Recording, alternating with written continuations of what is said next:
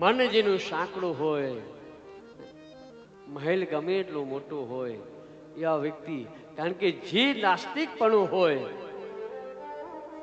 અને વ્યક્તિ કોઈના જોડે પાછો ભરતોય ના હોય, કોઈ આવે તો ન ગમે, કોઈ આવે તોય જોડે બેસે નહીં, કોઈના પ્રસંગમાં જાય તો કોઈના જોડે બેસે નહીં. આ ઘણા પ્રસંગમાં છે ને આમ એકલો બેઠો હોય, કાં તો એકલો રખડતો હોય, એવું નહીં પ્રસંગ છે તો સાથે બેસી, વિચાર જ ના થાય.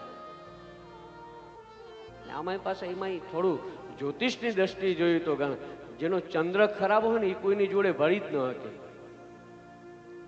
ચંદ્ર જેનો નબળો હોય ને એ કોઈની સાથે ભળી શકે નહીં, કારણ કે ચંદ્રના એ જે ચંદ્ર છે એ કોના દેવ છે તો કે મનના દેવ, મનના અધિષ્ઠાતૃ ચંદ્ર છે.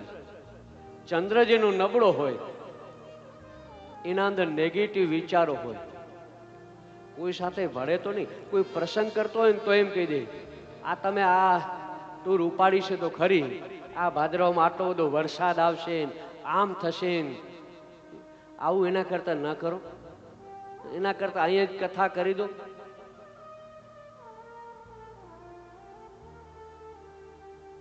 બધું અહીંયા છે, દ્વારકા કાશી બધું અહીંયા છે, ક્યાંય જવાની જરૂર નથી.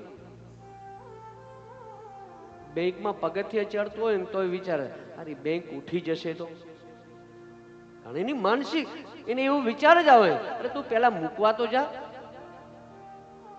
મન જેનું વિજ્ઞાન, એ મન જેનું સંકોચિત મન હોય એ તરત જ ખોટો આક્ષેપ આપવા વાળો પણ એ જ હોય, કાચા કાનનો એ હોય. કારણ કે મન પ્રફુલ્લિત ન હોય, મનની અંદર સતત શંકા થતી રહે. એટલે ગીતા એમ કહે, મન એવા મનુષ્યાણમ કારણમ મોક્ષ બંધયો. મન સાંકડું છે એટલે વિચારો નાના. એટલે ચંદ્ર જેનો મજબૂત નથી એને મન પણ સાંકડું બને. બધા ગ્રહોની જો એના માટે અલગ અલગ કયો ગ્રહ ક્યાં પડ્યો છે, શું છે, સૂર્ય ઊંચનો છે નીચનો છે, મંગળ આ છે તે, આ બધું જોવામાં આવે. દેવ દોષ છે, દિવી દોષ છે, કે કોઈ પૂર્વજનો દોષ છે, જમીનનો દોષ છે, આ બધા ગ્રહોને આધીન હોય. 2 નંબરનું કરશે કે 2 નંબરની સંપત્તિ મળશે, ગુપ્ત વારસો મળશે. સુખ ક્યાં છે, અહીંયા છે કે આ વિદેશ યાત્રા છે, અમેરિકા કેનેડા ની કેટલી યાત્રા છે, 1 વર્ષ રહેશે. આ બધા ગ્રહોને આધીન.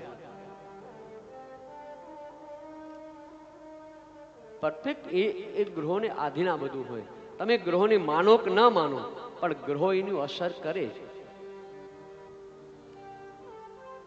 ખબર પડી જાય બધી વાતની જ્યારે બેસી જાય સાડા હાથની બેલ બધાને ખબર.